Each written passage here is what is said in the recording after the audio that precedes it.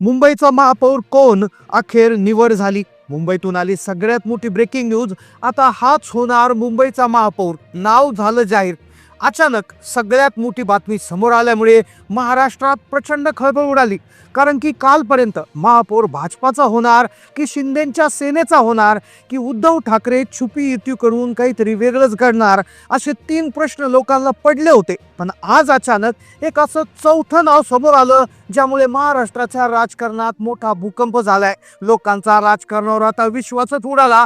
कारण की अचानक आज सकाळी एक अशी पत्रकार परिषद झाली. या पत्रकार परिषदेमध्ये देवेंद्र फडणवीस आणि एकनाथ शिंदे यांच्यात नाराजी स्पष्ट दिसली. आणि याच नाराजीमुळे एकनाथ शिंदे यांनी उद्धव ठाकरे यांच्या बाबत असा निर्णय घेतला की ज्यामुळे मुख्यमंत्र्यासहित दिल्लीपर्यंतचे सगळे भाजपचे नेते हादरले आहेत. मुंबईचा महापौर आज निवडला जातोय. ही निवड साधी नाहीये. मंत्रालयापासून मातोश्रीपर्यंत असा राजकीय भूकंप झालाय की देवेंद्र फडणवीसांची झोप उडाली. मग कोणतं ते चौथं नाव आहे की जे महापौर पदासाठी आता समोर आलं आहे? एकनाथ शिंदे यांनी उद्धव ठाकरेंच्या बाबत काय मोठा निर्णय घेतला की ज्यामुळे भाजप पक्ष हादरला आहे? चला जाणून घेऊया या प्रकरणाचा संपूर्ण सविस्तर रिपोर्ट. आपल्याला माहिती आहे, यावेळेच्या मुंबई महापालिका निवडणुकीत भाजपला सर्वाधिक जागा मिळाल्या. 2 नंबर जागा उद्धव बाळासाहेब ठाकरे यांच्या शिवसेनेला मिळाल्या, तर 3रा नंबर आहे एकनाथ शिंदे यांच्या शिवसेनेचा.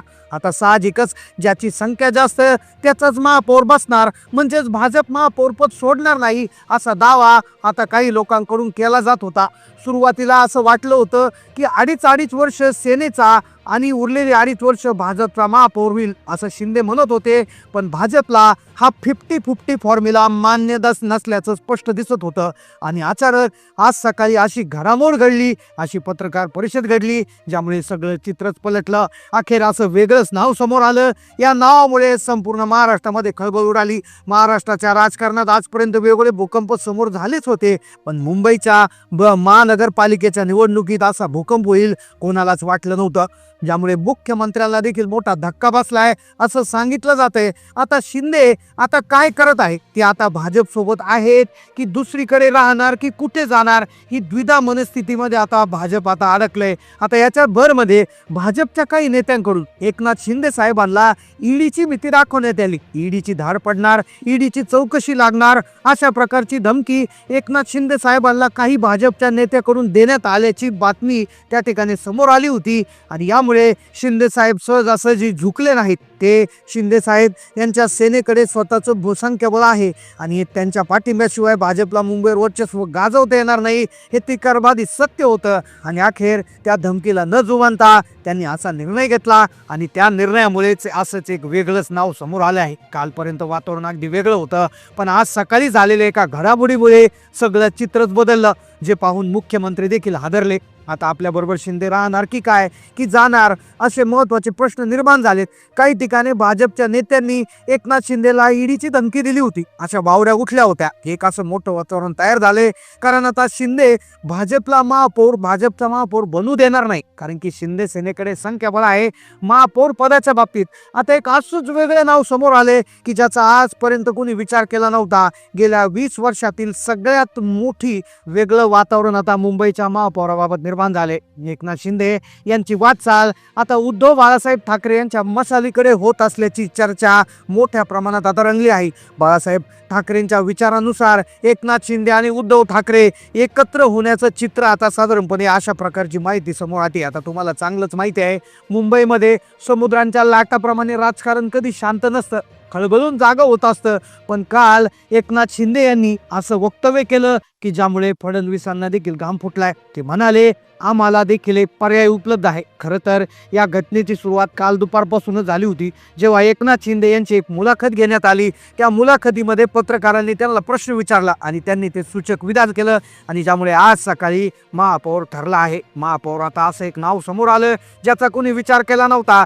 कालपर्यंत शिंदेला दाबलं जातंय, शिंदेला ईडीच्या धमक्या दिल्या जातात, शिंदेला कशाही प्रकारे सत्तेपासून लांब ठेवण्यात येणार, अशा प्रकारच्या चर्चा उठत होत्या. आणि हाच प्रश्न पत्रकारांनी जेव्हा विचारला तेव्हा शिंदे साहेबांनी जे वाक्य वापरलं ते वाक्य होतं, की आम्हाला सुद्धा एक पर्याय उपलब्ध आहे. मग आता पर्याय उपलब्ध म्हणजे काय, तर मग पर्याय होता उद्धव ठाकरे सोबत गेल्यावर सरकारला अडचण येणार, कारण की उद्धव बाळासाहेब ठाकरे आणि शिंदे गट जर एकत्र आला तर हे जनतेला सुद्धा मान्य असेल, बाळासाहेब ठाकरे ब्रँडचा महापौर बनेल असं आता या ठिकाणी चर्चा करण्यात येते. पण संपूर्ण महाराष्ट्राला हादरवून टाकणारी बातमी जी समोर आली, कारण की काल रात्रीपर्यंत वाटत होतं मुंबईवर भाजपचा झेंडा फडकणार किंवा एकनाथ शिंदेचा कोणतरी उमेदवार महापौर बसणार किंवा 50-50% फॉर्म्युला जसं मुख्यमंत्र्यांच्या बाबतीत झालं होतं की 50 आधी 2.5 वर्ष अशा पद्धतीनं झालं होतं तसं होणार. पण आता जे सत्य समोर आलं ते अगदी वेगळंच निघालं. उद्धव ठाकरे देखील काल संध्याकाळच्या पत्रकार परिषदेत बोलली होती की नशीब आमचं जर चांगलं असेल तर आमचाच महापौर बनणार आहे. आणि एकाच वेळी 2 तासाच्या अंतरामध्ये एकनाथ शिंदे आणि उद्धव ठाकरे एकच वाक्य बोलले आणि त्यामुळे मुंबईच्या गल्लीबोळापासून तर मंत्रिमंडळापर्यंत सगळेजण आता हादरले आहेत. मग आता कोण होणार नवीन महापौर? कोणाचं नाव समोर आलं? भाजपचा होणार, शिंदे सेनेचा होणार, की शिंदे सेना प्लस उद्धव ठाकरे होणार, की उद्धव ठाकरे प्लस भाजप होणार? सगळी माहिती समोर आली आहे, कारण की काल रात्री जो डाव टाकण्यात आलाय त्याने सगळं गणित बिघडले. मग नेमकं काय घडलं होतं? कोणाचा महापौर आज निवडण्यात येणार? बैठकीमध्ये काय घडलं आहे? काय महत्वाची घडामोड समोर आली आहे? अतिशय महत्वाच्या माहितीला समोर आपण जातोय. पहा, मुंबई महानगरपालिकाच्या निवडणुकीचा जो निकाल लागला, 227 जागापैकी आता जर महापौर बसवायचा असेल तर 114 जागा लागत असतात. मग आता भाजप ज्यावेळेस पोल येत होते किंवा ज्यावेळेस निकाल लागत होता तेव्हा सगळेजण म्हणत होते की भाजप 120च्या पुढे जाणार. पण भाजपची जी घडामोड आहे किंवा भाजपची जी घोडदौड आहे तर ती 89 जागेपर्यंत रोखण्यात त्या ठिकाणी उभा झाला, यश आलं. उद्धव बाळासाहेब ठाकरे यांचा पक्ष जवळपास 60च्या वरती निघून गेला आणि 3 नंबरला शिंदे यांची शिवसेना फेकली गेली. आता पण तरी लोकांना वाटत होतं की भाजप आणि शिंदेची शिवसेना एकत्र लढलेल्या आहेत, म्हणून दोघांच्या युती करून कदाचित त्यांचं महापौर बसेल. पण खरा सत्ता संघर्ष जेव्हा सुरू झाला, जो एकनाथ शिंदे यांनी आपले सगळे विजयी उमेदवार एका हॉटेलमध्ये नेऊन ठेवले आणि त्याच वेळेस मुख्यमंत्री देखील स्वित्झर्लंडला निघून गेले होते. घडामोडी वेगळ्या पद्धतीनं घडत होत्या. पण त्याच वेळेस जेव्हा उद्धव ठाकरे यांनी मातोश्रीवर एक प्रकारची जी पत्रकार परिषद घेतली आणि त्यामध्ये त्यांनी एक वाक्य वापरलं की जर देवाच्या मनात असेल तर आमचा देखील महापौर होऊ शकतो. मग आता हे देव म्हणजे कोण? देव म्हणजे देवा भाऊ तर नाही आहे ना, किंवा देव म्हणजे दुसरं कोणी असेल? तर अशा प्रकारच्या चर्चा उठल्या होत्या. तर एका बाजूला मातोश्री आणि एकनाथ शिंदे यांचा संपर्क सुरू आहे अशा प्रकारच्या देखील वावड्या त्या ठिकाणी उठल्या होत्या. तर काहीकडून तर असंही म्हणणं सांगण्यात आले की एक असं वेगळं नाव समोर आले की ते नाव आजपर्यंत महाराष्ट्राच्या कुठल्याही कानाकोपऱ्यात चर्चेला जात नव्हतं. ते नाव कुठल्या यादीत नव्हतं, ना कुठल्या सर्वेमध्ये होतं, ना कुठल्या पोलमध्ये होतं. त्या नावाची चर्चा आता सुरू झाली आहे. मग ते नाव नेमकं कोणतं आहे? कोणतं ते नाव आहे जे आता महापौर पदासाठी त्या ठिकाणी समोर आले? पण त्याआधी 3 शक्यता आता वर्तवण्यात येत आहे. पहिली शक्यता, भाजप आपला महापौर करेल. दुसरी शक्यता, भाजप आणि शिंदे सेनेमध्ये 50-50% कालावधीसाठी महापौर बसवला जाईल. आणि तिसरी शक्यता जी आहे की शिंदे आणि उद्धव ठाकरे हे एकत्र येऊन आदित्य ठाकरे यांना मुंबईचा महापौर बनू शकतात. तर अशा प्रकारची देखील एक त्या ठिकाणी शक्यता वर्तवण्यात आलेली आहे. आता तुमचं नेमकं काय मत आहे? उद्धव ठाकरे हे महापौर बनू शकतात का? आणि ते जर महापौर बनले तर मराठी माणसाचा फायदा होणार का?